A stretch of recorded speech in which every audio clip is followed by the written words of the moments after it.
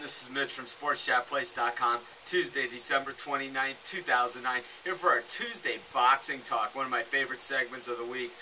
This one's going to be a several-part video. It's going to go over maybe at least 2, possibly 3 weeks. We're just going to review 2009 in boxing, and first thing we want to talk about, what was the worst decision of the year? And I don't think we have to go back too far because we had Williams-Martinez recently, which was pretty horrendous decision, but even worse than that, Funica Guzman.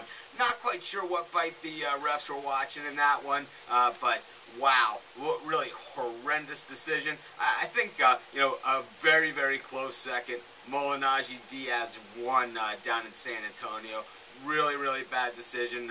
Only reason I don't give that one number 1 maybe is because Malinaggoi did get the chance for the rematch and took full advantage of it, and really, really worked Diaz over in that one. And two guys that both like each other, but still, Malinaggoi didn't get the best of that first decision. Certainly got it back.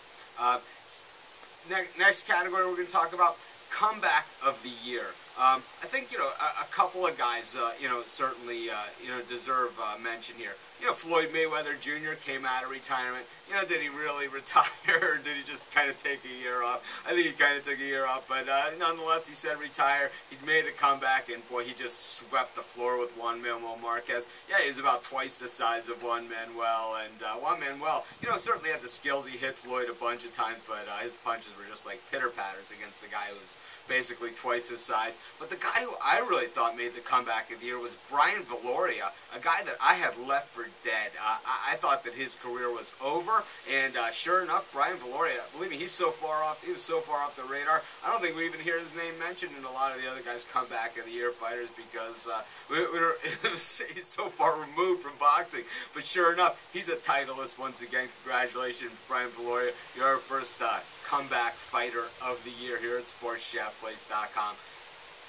Knockout of the year, always one of my favorite categories, and of course this one's easy because it happened back in May at the MGM Grand. We were there live. Manny Pacquiao in second round, 3 seconds before the bell to end the second round, hits Ricky Hatton, and I think Ricky Hatton just never saw that thing coming. It was lights out. It was over before he hit the canvas. He was out before he hit the canvas. Manny Pacquiao over Ricky Hatton.